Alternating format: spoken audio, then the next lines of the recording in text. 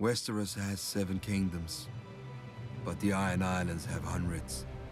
Every ship on the waves is a kingdom, and every captain on his deck is a king. Mainlanders will bow to a man whose only claim is dropping out of the right cunt. But the Ironborn spend their lives at sea. We know that if a captain is weak, his men drown. If he's foolish, his men drown. But if he's strong, his men carve their names into the world with blood, steel, and song.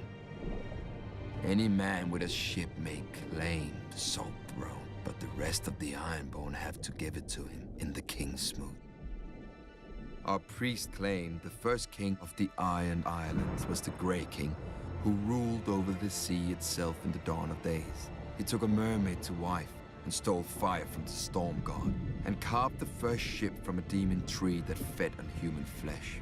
When he died, his 100 sons slaughtered each other until only 16 remained. Since none could overpower the rest in battle, they came together and chose the strongest to be their king. And so began the tradition of the Kingsmoot.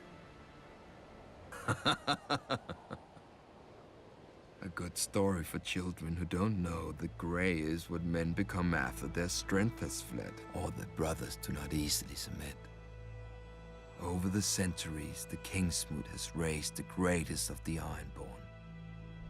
Corrid Horror, whose word was law whenever men could smell the salt air or hear the crash of waves. He sacked Old Town and defeated the River King, taking 3 young sons as hostages.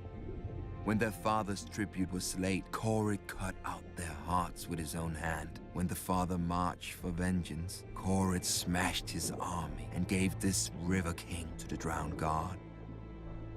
Harwin Horror, born to a king who had a fleet he didn't sail and swords he didn't blood.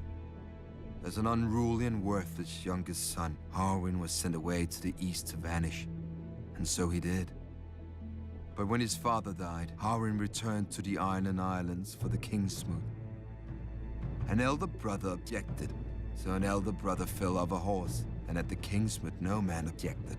Harwin launched his father's ships for Westeros and took 10 times the Iron Islands from its weak lords, who never expected to face an Ironborn king as skilled on land as at sea. For Harwin had reaped with Eastern pirates and served with Eastern cell swords and learned more of war than the Ironborn could imagine. After Aegon and his dragons burned our last king, Harren the Black, and broke our armies, the defeated Ironborn chose my ancestor, Rickon Greyjoy, as Lord of the Iron Islands, not king. For centuries after, the Kingsmoot was a joke that the Ironborn didn't get. When a Lord Greyjoy died, the captains would meet and choose his eldest son to succeed him. Of course, they argued over it just long enough to show they weren't now like the very mainlanders they despised. Once more, we have a true king, my own brother Balon, who had the balls to seize the driftwood crown, but not the brains to hold it. He is the first king the Iron Islands have had in centuries, and the fool would be the last. The Kingsmoot once chose him over me. They will not have that choice next time.